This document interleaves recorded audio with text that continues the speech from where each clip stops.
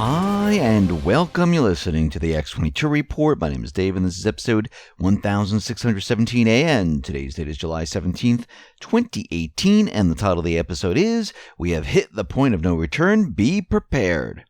Let's get into the economic collapse financial news. Now, we understand that we're approaching this Brexit time frame, and the central bankers, they're doing whatever they possibly can to stop this from happening.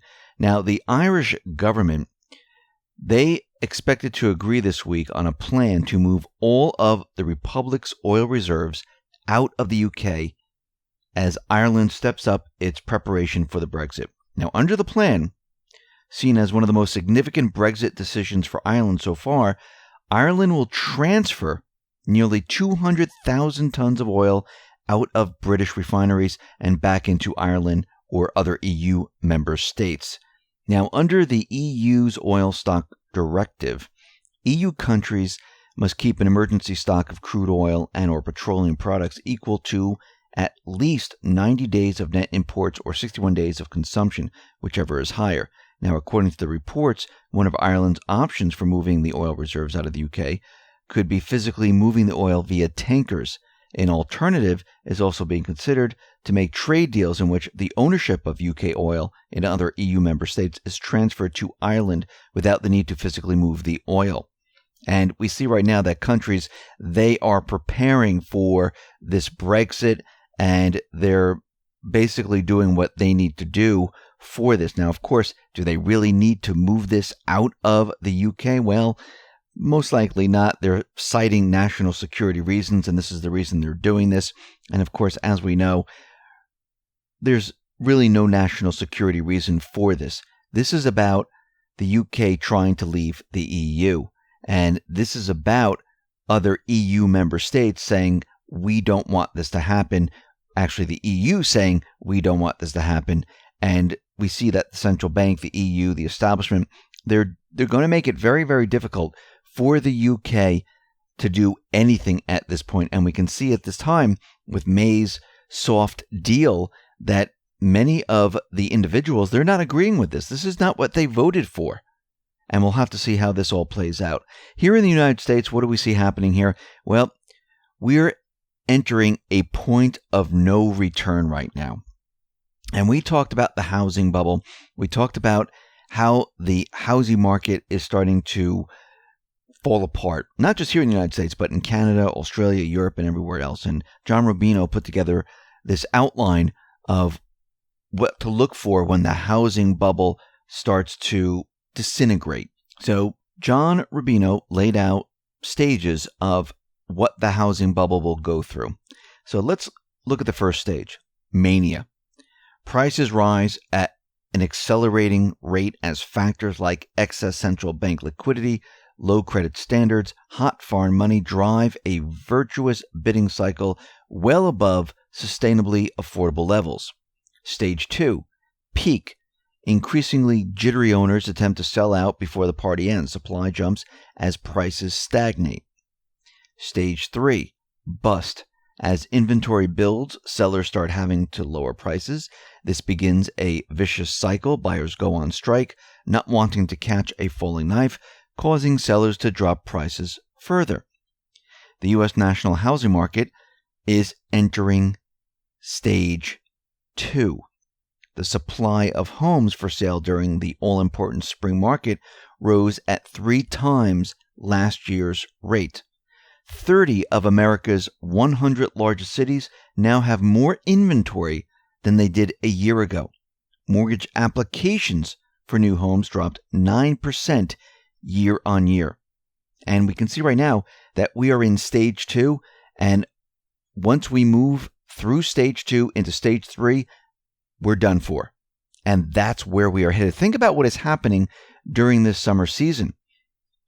The amount of sales, the amount of mortgage applications for new homes and existing homes, they are declining. They should be moving up at this point because we were in the most popular time of the year to sell a home, and it is not happening. And what we're seeing here, not just here in the United States, but around the world, is that the housing prices are continually falling. Let's look at Toronto.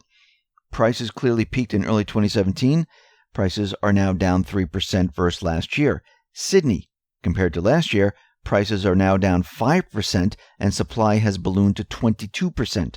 Stockholm and Vancouver, over a recent 6-month period, prices in the luxury property market fell 9% and 7.6%. New York City, first quarter of 2018, prices were down 8% year on year. Sales were down 25%. In San Francisco, after hitting a record high in January, the city has seen a rare spring decline in prices, while rents across the San Francisco Bay Area are starting to cool off also. So we're starting to see things fall apart. We are in stage 2. We're going to be moving to stage 3 very soon, which means the bubble is about to pop in the real estate market. And as we exit the summer season, you're going to see things really start to fall apart. You're going to see prices, they're going to start coming down. You're going to see traffic, they're going to start drying up. You're going to see mortgage applications and the rest, they're going to decline because, as we know, what is happening? The Fed is raising the rates. Having high prices, having rates move up, this is a disaster in the making, because what happens when prices continually move up? Even though they're falling right now, they're at a very, very high point, and you raise the rates, well, it kicks a lot of people out of the market. And this is why we see mortgage applications declining, refinancing applications declining. This will continue. And as those decline, because we're kicking a lot more people out of the market, traffic is going to dry up in the real estate market. That means people are going to have to lower their prices. And guess what? People are going to wait on the sidelines because interest rates are going to continually move up.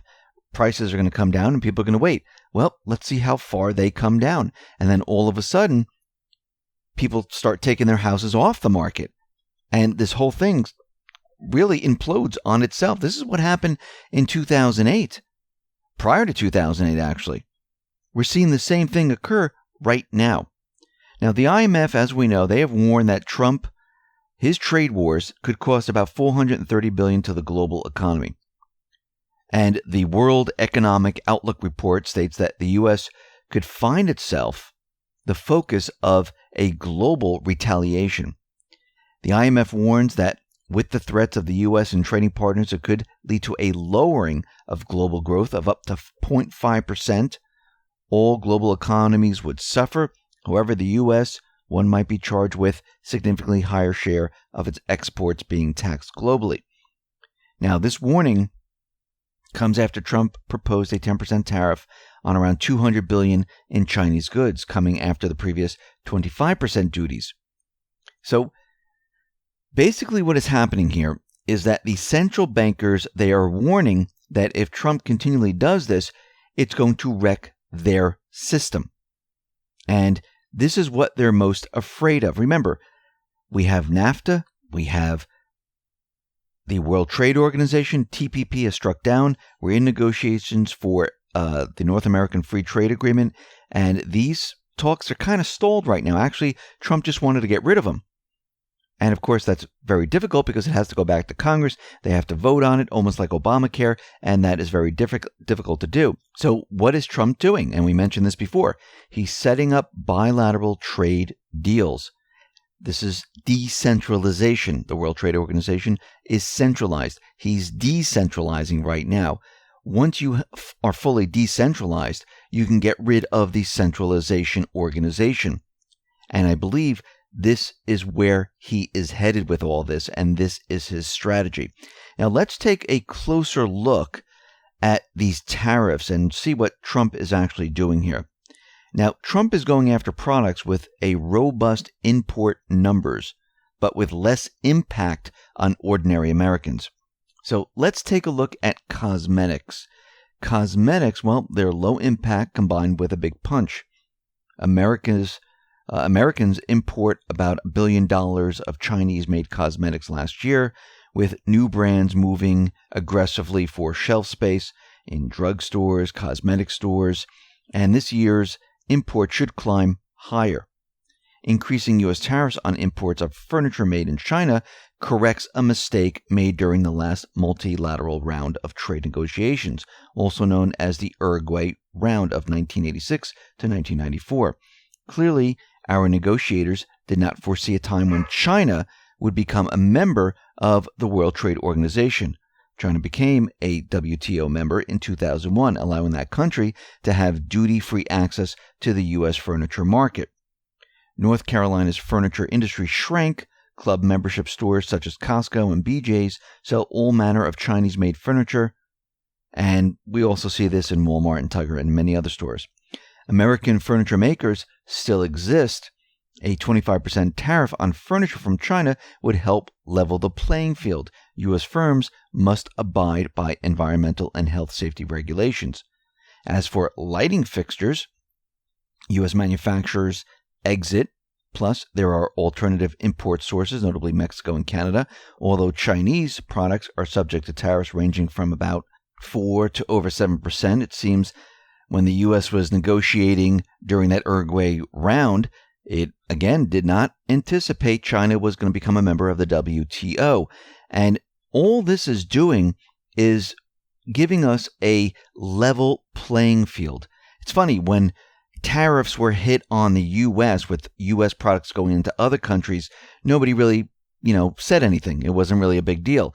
But the opposite way, people are going crazy. Why? Because the system was set up not to work in this fashion. Remember, this is a central bank system. They're looking for a one world government, one world trade system, and they want everything centralized. And of course, what they're doing is they were moving everything out of the United States, moving manufacturing out, moving everything out of America. What happens when we start to reverse everything? Well, this reverses their plan. This reverses everything that they were trying to do. And it allows manufacturing to compete, which means other manufacturers might, and this is the long-range plan here, might come back to the United States. I mean, this is the beginning stages, but you have to lay the foundation to bring everything back. And you have to undo everything the central bankers have been doing, the establishment been doing, and this is what is in process right now. We see the Fed chair, Powell. He is out there telling us how great the economy is doing. And of course, the one thing he's not sure of is the tax and spending policies, the tariffs and things like that. He doesn't know how that's going to affect the economy. But once again, according to the Fed, what they're saying is that inflation is right on track. The labor market is strong. Everything that they're doing seems to be working. And the economy seems to be very, very strong. And it looks like what they're doing is they're setting this all up once again. They're laying down the narrative of everything that they've been doing is great. We're unsure of the taxes, the spending policy, the tariffs. We don't know how that's going to affect the economy. And once again, this is a complete and utter setup to control the narrative.